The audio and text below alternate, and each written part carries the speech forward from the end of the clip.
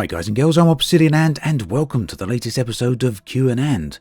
This is the video series where I take time out to have a chat with all the awesome Patreon subscribers and YouTube members.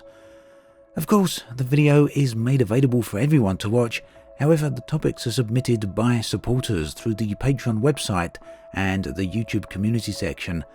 It's really just a little extra way of me saying thank you for all the immense support that you've given me over the years.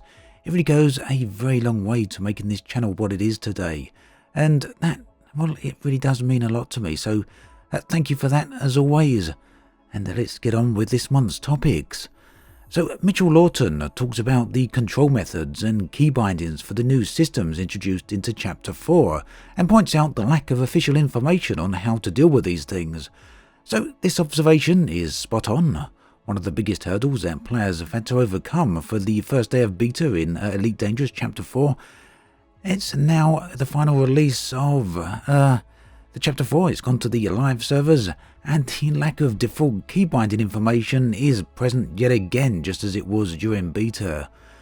So essentially, the new discovery tools have no keybinds set if you're using custom keybinds already. Players need to set their own keybinds manually. However, these are for the new settings and systems, so it quickly becomes a matter of experimentation as to which keybind is meant to do which task. For example, how do you switch modes? For example, how do you do a scan? How do you control the spectral analysis? There's nothing that's that clear. You can go through the menu and the control settings, of course, but it's not that easy. To be fair, however, the game does now offer a basic in-game tutorial for the FSS, or the new scanner, which is a great start. However, without any keybinds set, the tutorial really isn't a lot of help, as you don't know which keys you need to use. Personally, the way I got around this was to set myself the default Xbox controller keybinds, or the classic context controller settings, and I then used these for the FSS while still using or continuing to use my HOTA spines for the rest of the game. I found that the game isn't optimally set, or the FSS at least isn't optimally set for HOTAs. It actually works much better for a game controller and seems to be created with this control method in mind. So that, for now at least, is how I continue to use it. Commander Uki wants to know where to start with fighting the Thargoids. So there's a number of options for this one. If you only want to engage in the basics, then you can just aim for fighting Thargoid scouts. This doesn't really require any special equipment, and you can essentially just use a well-outfitted combat ship.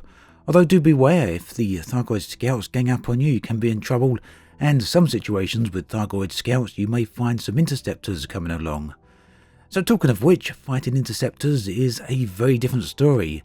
For this, you'll need AX weapons at the very least, although personally I highly recommend Guardian weapons.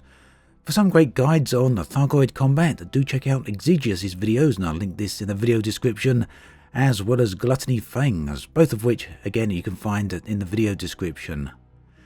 Now Vincent Chu has a bunch of questions as always, so let's get to them. Jim H says bacon, crispy or soft? Well, both. Craig K, would you drink Thargoid soup? Well, that depends on how much ammonia-related liquids are in it. James C wonders how he feels about copyright issues concerning YouTube and that book that we all want to hear so much. So that book is Go the F to Sleep, which still I haven't got permission for, so I doubt I'll be doing it anytime soon, unfortunately. Maybe on a live stream I can get away with it, I don't quite know. Anyway, not sure if you're talking about the copyright issues here surrounding Article 13, but that is indeed a worry. For those of you that may not be familiar with this, the EU is proceeding ahead with a vote to pass new regulations that dictate how copyright content will be managed on the internet.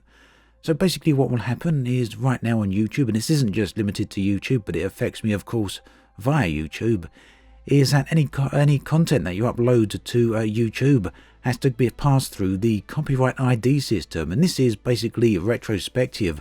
You upload the video, it then gets analysed by YouTube's content system, and if it doesn't recognise anything as copyrighted material, you're good to go, and you just can upload videos as and when you want. This is essentially going to change. What will happen is that the regulations dictate that any material uploaded have to be checked at the point of upload. Now, this means that everything will need to be checked. You can't upload anything unless you own it.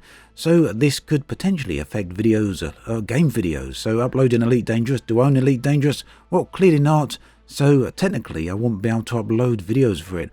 Well, I would, if you've got copyright permission, you can go ahead, but YouTube would need to manually check every single one of these. And as they have something like 70 years worth of video uploaded every day, there's not anywhere near enough manpower to actually do that. So one of the solutions YouTube have for this would be to block these videos from being viewed within the EU. So basically, if anyone within the EU uploads video content, then this would be blocked from being viewed within the EU. Likewise, anyone who uploads video content outside the EU, EU people or EU viewers wouldn't actually be able to see these. Now, Article 13, the legislation being passed or being potentially passed by the EU, is still in the late proceeds. It hasn't been finalised, so the wording is still open, for now at least. YouTube, I have spoken with them about this. They do have some concerns. In fact, I'd say they're pretty much very concerned. There are some videos on this. There are some articles as well from YouTube, and I'll link these in the video description if you want to find out more information. However, YouTube do feel they will potentially have some solutions for this, so hopefully it will be figured out one way or another, and hopefully in a fairly decent way. Now, Peter P says that when on a long journey of exploration, he finds that the inside of his canopy of his ESP develops a small black mould on the windows. What tips do I have? What tips does Obsidian have to keep the canopy clean? Well, very simple. Bleach and toilet roll. Wet the tissue with bleach and stick it to the mould-covered surface for 12 to 24 hours. When you remove the tissue, you will find that the mould has completely gone. Make sure to use protective gloves when handling bleach, of course. Clayton S says, a while back, you, Obsidian Ant, mentioned that you were invited to Frontier headquarters to get a peek at what's coming up in Q4 and beyond. I actually don't think I mentioned anything beyond Q4, actually. Well, Q4 is now upon us, and they've revealed quite a bit. Are we, the general public, officially caught up on all the information they revealed to you, or is there still a well of secrets that you still know, unseen by us?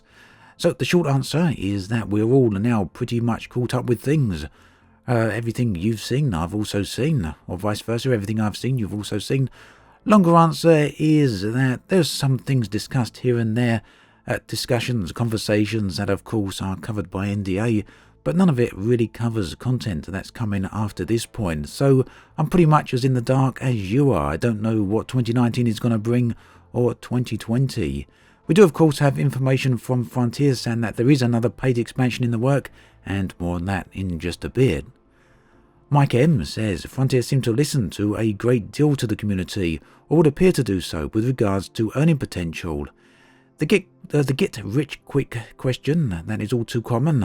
I'm not saying it's a good thing or a bad thing, but in Obsidian's opinion, does he think that ramping up credit gain to amass greater personal fortunes for less endeavour is good for the sim, my preference, in the long term?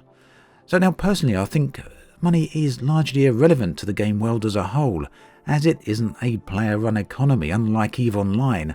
Money isn't even used for ongoing maintenance and supplies and repairs, unlike many other MMOs. Well, it is, I guess, but those costs are insignificant.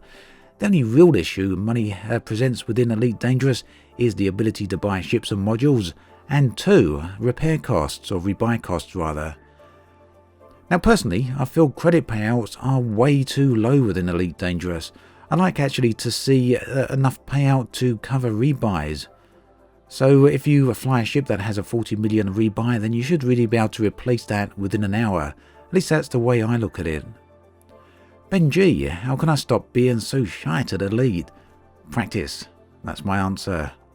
Now Dan L, what kind of cheese does he think the moon is made out of? Well, everyone knows the answer to this. It is of course White Stilton.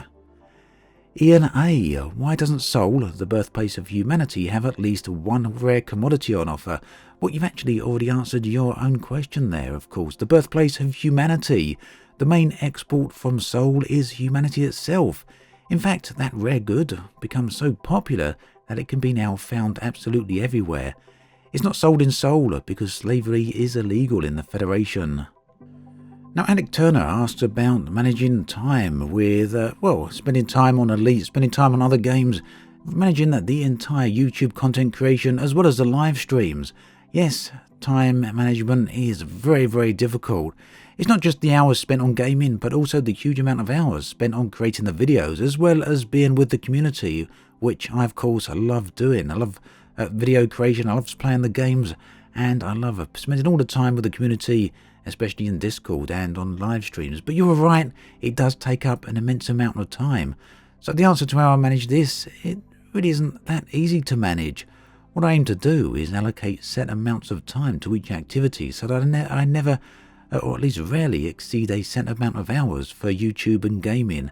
It doesn't always work, especially when there's big releases like the recent X4 Foundations release and the Chapter 4 release, as well as Stellaris Megacorp. There's been a whole load of stuff recently, but I really haven't found a perfect way to manage this.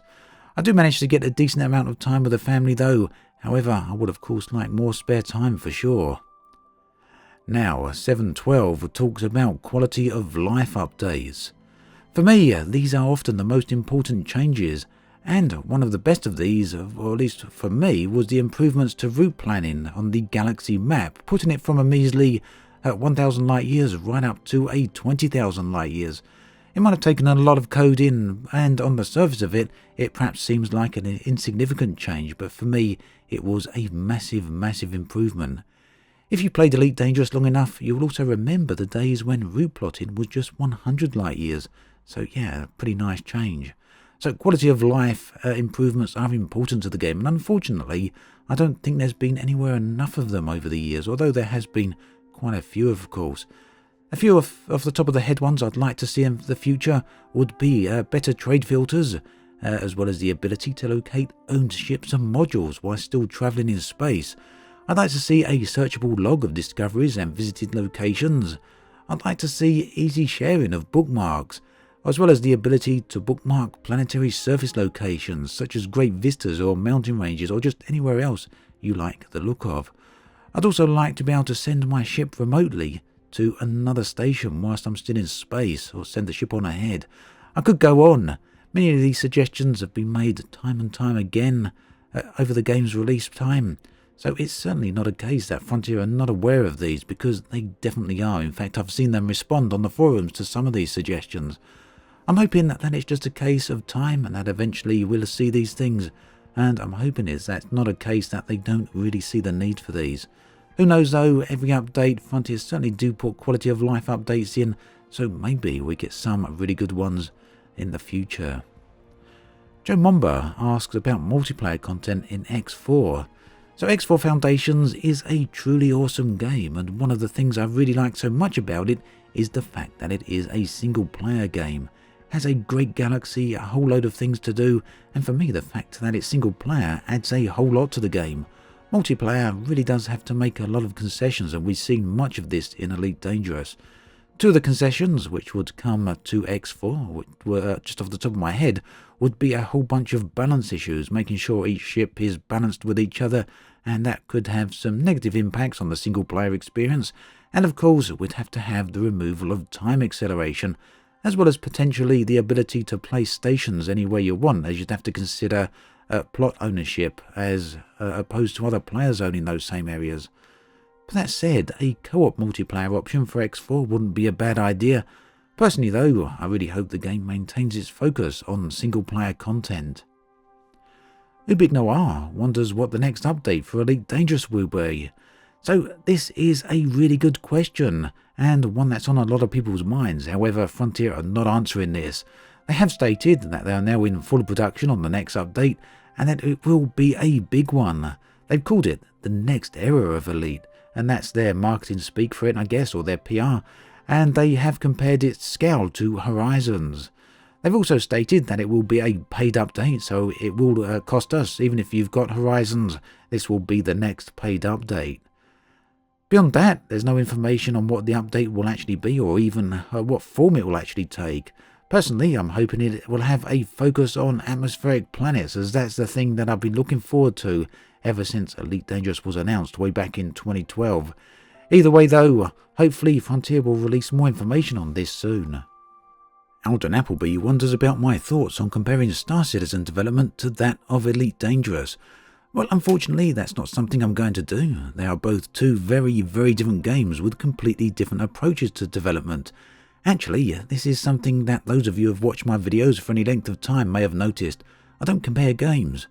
It's not because I don't do this on video, but rather it's because I don't look at games in that way. I look at each game on its own merits, and that's the end of it. Really, the only games I would actually compare would be a sequel, one game to the other, so comparing Mass Effect 2 to Mass Effect 3, for example.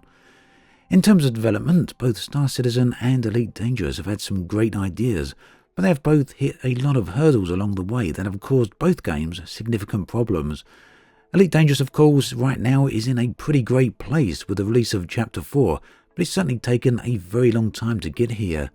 For Star Citizen, well, who knows? There's certainly some great stuff in that game, but I don't think anyone would argue that it still has a very long way to go. Personally, I'm looking forward to seeing what ultimately happens with Star Citizen. So that brings us to the end of another episode of Q&Ant. My thanks again to all the Patreon backers and the YouTube members. You're actually some awesome people, very, very kind, and you really, really do mean a lot to me. Thank you ever so much. If anyone else ever thinks about looking at Patreon or helping me out and supporting me a little bit, then do have a look at the links below. You can see a link to the Patreon website, and there's a whole bunch of information over there. Alternatively, if you'd like to consider perhaps becoming a YouTube member, then do check out the join button below. There's a community section here on YouTube, which does have some private posts only for YouTube members. Additionally, Patreon backers and YouTube members also get access to a private channel over on Discord. As always then, thanks for watching, and I'll catch you guys and girls next time.